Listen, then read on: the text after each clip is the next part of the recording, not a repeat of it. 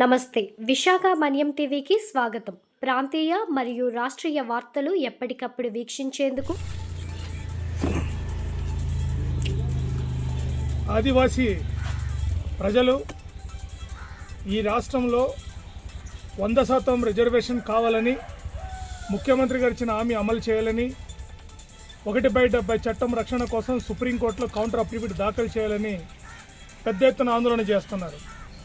మరోపక్క hydro power ప్రాజెక్టుల పేరుతో ఏజెన్సీ ప్రాంతం మొత్తం కార్పొరేట్ కంపెనీలకు కూడా ప్రభుత్వం అప్పగించింది. ఇటువంటి నేపథ్యంలో ప్రభుత్వంపై గిరిజనులు ఒక వ్యతిరేకతని దారి మళ్లించడం కోసం ప్రభుత్వం సాంస్కృతిక కార్యక్రమాల పేరుతో ఈరోజు భోగాపురంలో సుమారు 13,000 మంది ఆదివాసీ చిన్నారులు తీసుకెళ్లి ఈరోజు ప్రదర్శన నిర్వహించారు. గిన్నిస్ బుక్ ఆఫ్ రికార్డ్ సాధించినట్టు ప్రభుత్వం ప్రకటించింది. గిన్నిస్ బుక్ రికార్డు వలన ఆ పిల్లల కుటుంబాలు కానీ గిరిజన సమాజానికి కానీ వచ్చిన ప్రయోజనం ఏమి ఉండదు. ఈరోజు కేవలం ఆదివాసీ చిన్నారులను ఒక ఆట బొమ్మగా, ఒక ప్రదర్శన వస్తువుగా వాడుకోవడం అత్యంత దారుణమైన విషయం అని చెప్పి మేము భావిస్తున్నాం. ఒక విఐపిగా ప్రధానమంత్రి గారు వస్తున్న సందర్భంగా గిరిజన చిన్నారులను ఒక ఆట వస్తువుగా వాడుకునే పద్ధతిలో ప్రభుత్వం చేస్తున్న చర్యని మేము తీవ్రంగా ఖండిస్తున్నాము. ఒక పక్క ప్రభుత్వ విద్యా సంస్థల్లో విలేకరులతో పాటు ప్రజా సంఘాలు, రాజకీయ పార్టీలు ఎవరిని కూడా అనుమతించవద్దు నిషేధిస్తున్నాయి. మరోపక్క వందలాది కిలోమీటర్ల నుంచి ఆదివాసీ చిన్నారులను తరలించడం ఇది ఏ రకమైన సంకేతానికి ప్రభుత్వం దారితీస్తుందో స్పష్టంగా ప్రభుత్వం సమాధానం చెప్పాలని చెప్పి మేము డిమాండ్ చేస్తున్నాం. రాష్ట్ర ప్రభుత్వానికి నిజంగా చిత్తశుద్ధి ఉంటే ఈరోజు గిరిజనులు కోరుకుంటున్న జీవో నంబర్ 3 లాంటి సమస్య పరిష్కరించకుండా నిర్లక్ష్యం వహించడమే కాకుండా ఆదివాసీ చిన్నారులను ఈ రకంగా వాడుకోవడం చాలా దారుణమైన విషయం. ప్రభుత్వం తక్షణమే దీని మీద స్పందించాలి.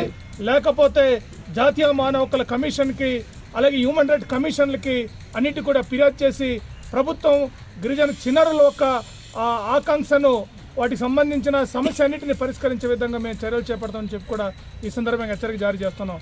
మనందరికీ తెలుసు, ఈరోజు విద్యార్థుల సమస్యల మీద వాళ్ళ భవిష్యత్తు కోసం, వాళ్ళ రిజర్వేషన్ కోసం ఒక ధర్నా నిర్వహిస్తామంటేనే క్లాసులు పోతుందని చెప్తున్నారు.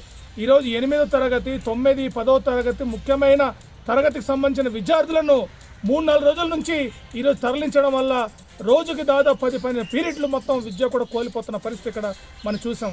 ఎంత గవర్నమెంట్ చాలా గిరిజన చిన్నారులు వాళ్ళు సంబంధించిన అనేక రకమైన వ్యక్తిగత సమస్య వచ్చిన వాటికి పరిష్కారానికి కూడా కనీసం ప్రభుత్వం డబ్బులు ఇవ్వకపోతే ఉద్యోగస్తులు, టీచర్లు సొంత డబ్బులు పెట్టుకుని ఆ పిల్లల్ని ఆ రకంగా అక్కడ ఆలన పాలన చేస్తున్న పరిస్థితి కనిపిస్తుంది.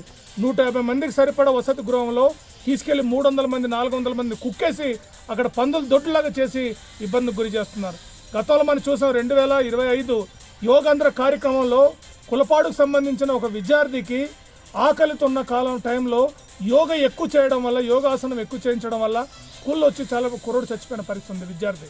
ఆ విద్యార్థి కనీసం ప్రభుత్వం నష్టపరిహారం వచ్చిన పరిస్థితి లేదు. అటువంటి దౌర్భాగ్య స్థితి ఈరోజు గిరిజన చిన్నారులతో ప్రభుత్వం ఆడుకుంటుంది. ఇది చాలా దారుణమైన విషయం అని చెప్పి మేము భావిస్తున్నాం. ప్రభుత్వం తక్షణమే వీటి మీద విచారణకి ప్రభుత్వం ఆదేశాలు జారీ చేయకపోతే ఆందోళన చేపడతామని చెప్పి ప్రభుత్వానికి హెచ్చరిక జారీ చేస్తున్నాం. ఏదైనా గ్రూపులు, కులాలకు అతీతంగా, రాజకీయాలకు అతీతంగా, తెగలకు అతీతంగా పెద్ద ఎత్తున విద్యార్థులు పాల్గొన్నారు.